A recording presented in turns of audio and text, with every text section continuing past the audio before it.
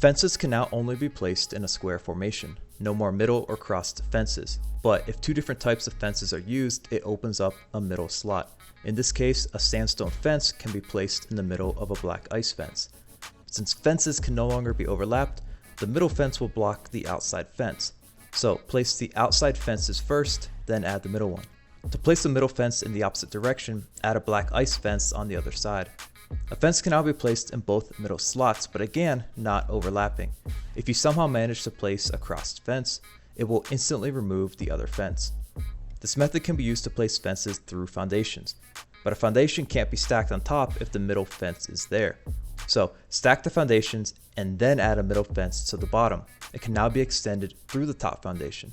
Using this method, we can achieve similar results to those in video 4. Now for the first build in a spin-off series from the How to Defend Against Raiders series. I decided to pick the temples next to Dagon's Embrace.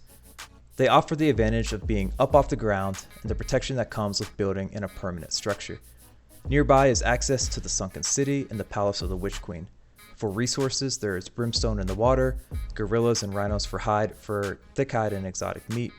There is a nearby thrall camp and an archpriest spawn, a world boss demon spider, gold and silver from underwater shipwrecks, a spider spawn to the south, Buccaneer Bay to the north, demon blood from giant snakes, an obelisk, and volatile glands from lizards, and crystals in the upper northwest passage. For the build, I use sandstone for temporary building and black ice for permanent placement.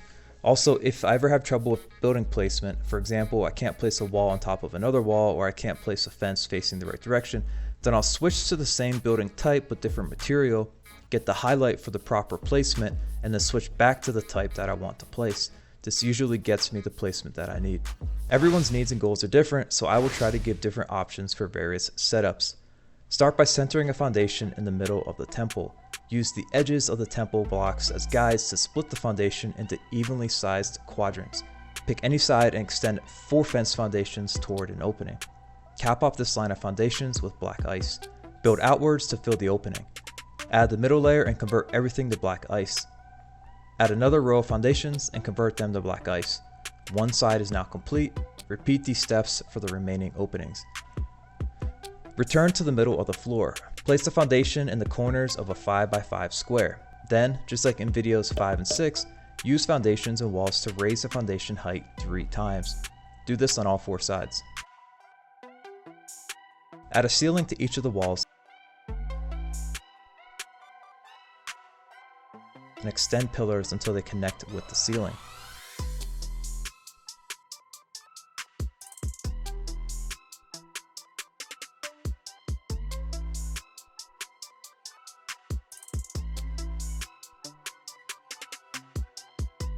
The final ceiling height is going to depend on what you plan to place on the first floor. For this first setup, I'll place a shrine on the first floor. You can destroy all the sandstone. Outline the 5x5 square with black ice foundations.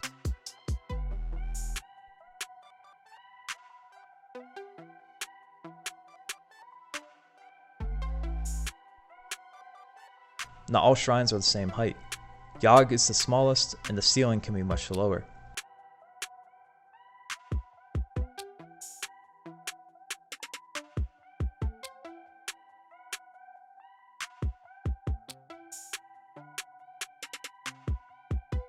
Since there is a Dorkido archpriest spawn nearby, I'll build a Dorkido shrine and raise the ceiling.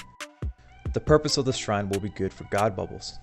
Alternatively, you can decide to put the shrine on the second floor, or maybe you want no shrine at all. To lower the ceiling height, just add pillars to the existing pillars. With more space, you can have multiple levels and multi-layered floors. Or you can just have one massive fat stack of floors.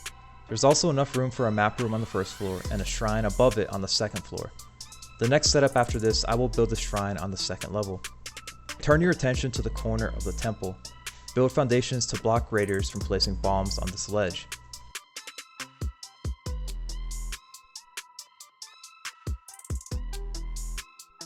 Repeat in all corners.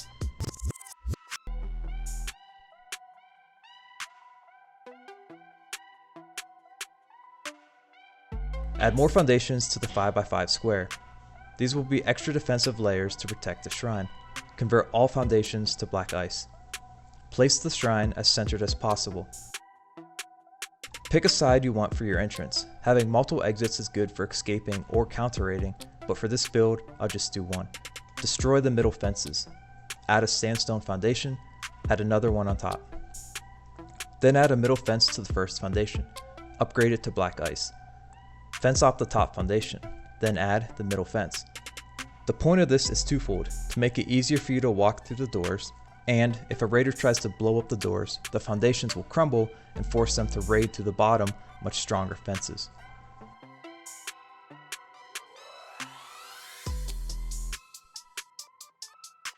Add door frames and doors.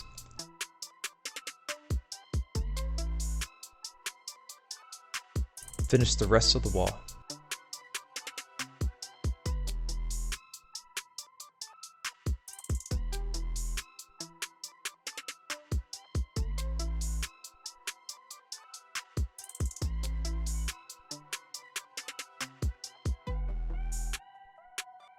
Wall off the rest of the openings.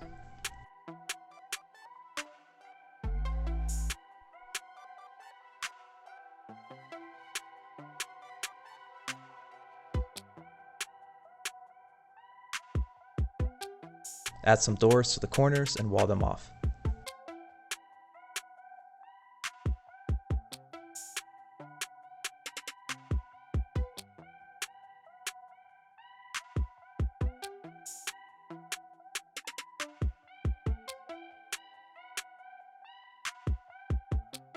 Add doors as the entrance to the shrine and wall it off. If you want, you can add a second level to the inside of the shrine room. It won't stop a raider, but it may slow them down. You can place some high HP archers, give them your heaviest armor, a strong bow, and a bunch of strong arrows. You could also give them special arrows like poison arrows, but keep in mind that those arrows will poison you as well, and the gas can also be exploded by the raider. Equip each archer with a sandstone mask for gas protection. Return to the pillars. Add ceilings to the bottom of each pillar and fill in all the gaps. If you wanted to add walls in between the ceilings, then you need to place them first or they won't fit.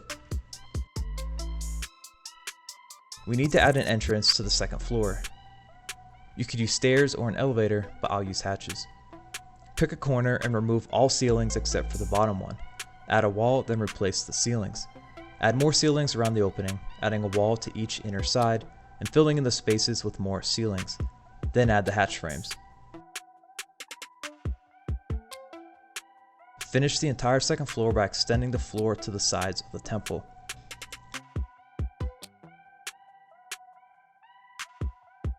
With the second floor complete, extend the walls of the first floor up to meet the floor of the second floor. If you had tried building up the walls first, then the ceilings would not have fit.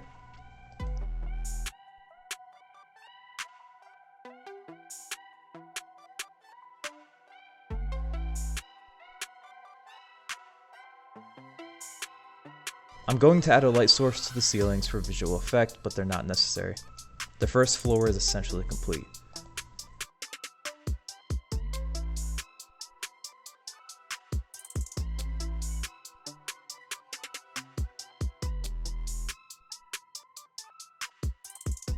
Add the hatch doors to the hatch frames. Rotate them so the hinges are facing the same way.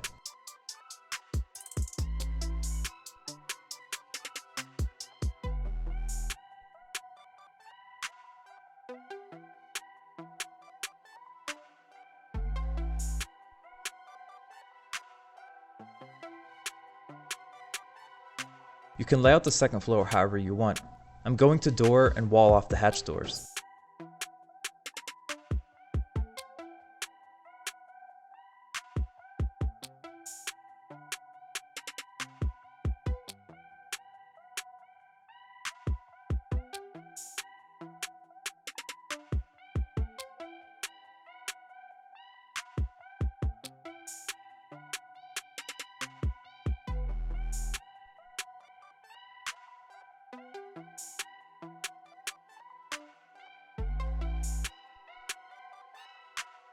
After that, you can add a third and fourth floor.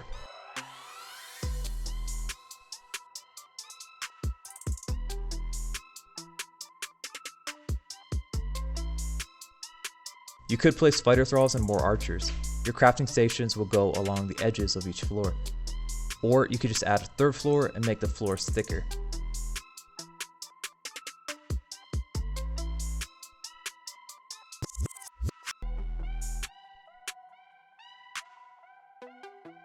I'm going to use hatch doors to access this floor also.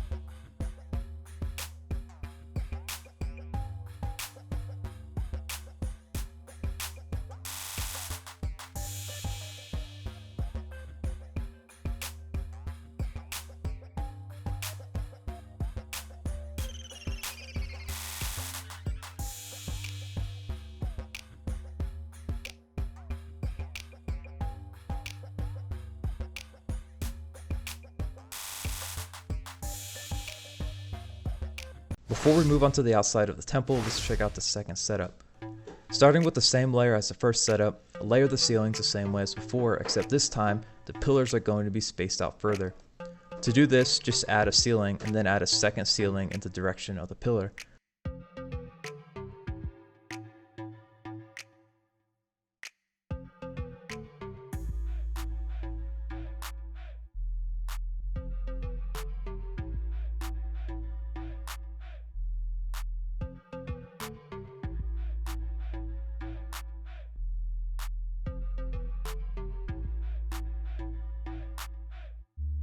Since there will no longer be a shrine on the first floor, the floor height can be lower, but we don't want it to be too low. If no god bubble was active, and if trebuchets were not blocked through land claims, then they could punch a hole through an opening. They will be able to hit anything lower than the top of the opening, so we don't want any ceilings lower than the top of this entrance. The ceiling that lines up the best here is the middle pillar. Make sure that this pillar is the lowest ceiling. Add ceilings to each pillar and fill in the gaps. Now, let's section off the first floor for more layers of defense. Use the height of the raised foundation as the height of the fence foundations.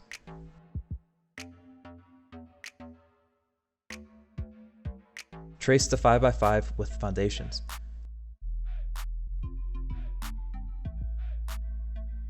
Add a middle row.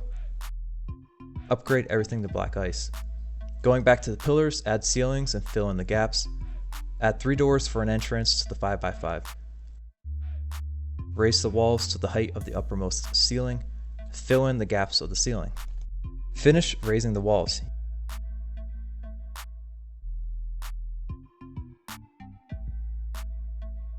You can leave the ceiling open here and stuff it full of thralls or close it off.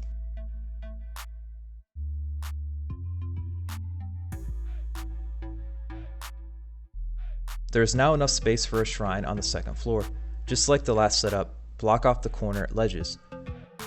Add a hatch frame entrance in one of the corners. Hatches are placed on every other frame, so if you don't have an odd number of ceiling layers, then add one below. Finish building up the walls.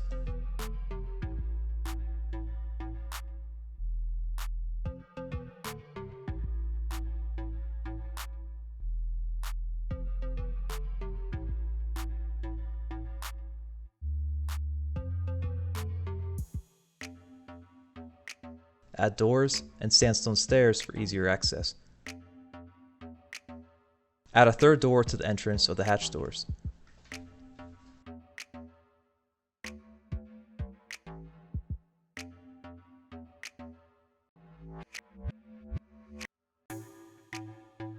At this point, you can add an open third floor or close it off with walls.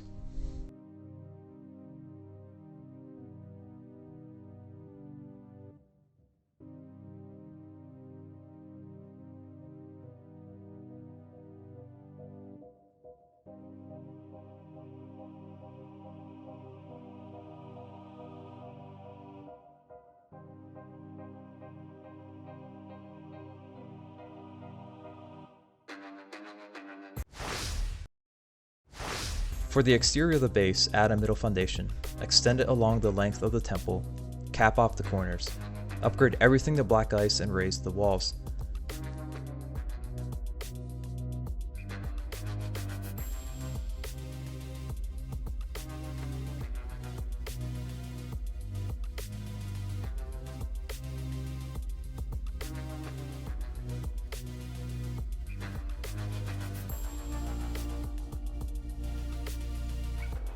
Now add a foundation in front of each wall. Add anti-climb to the outside and then place a rooftop intersection. There are two benefits to using intersections. If the foundation underneath it is destroyed, then the roof and the anti-climb will remain in place.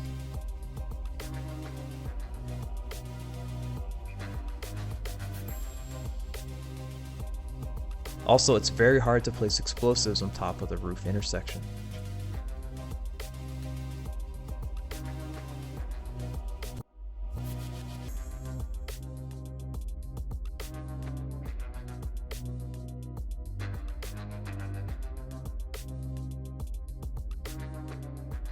There are places along the temple's legs where bombs can be placed, so extend the foundations down to block these areas.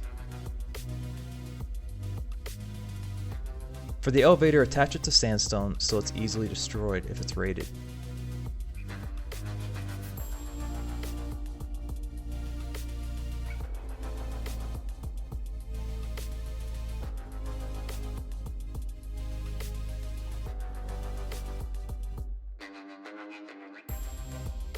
The sloped roof will make it impossible to stand on the elevator, and the hatch frames can hold anti-climb.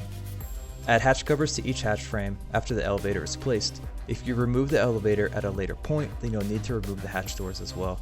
Instead of having your elevator exposed on the ground, encase it in a small defensive structure. This works best if you align it based on the placement of your existing structure. So extend foundations to the ground and build the base. Finish it by adding anti-climb and roof intersections.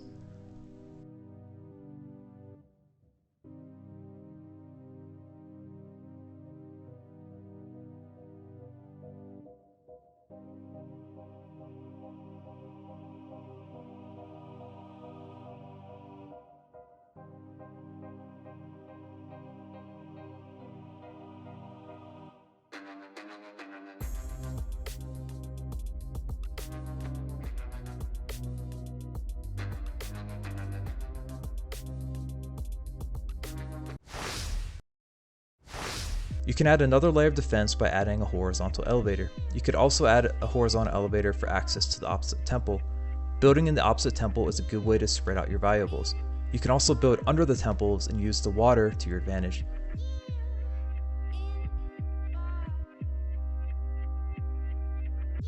If you can't fit the wheel of pain up inside the temple, then just build it on the ground. Any design will work. This is my design that I use.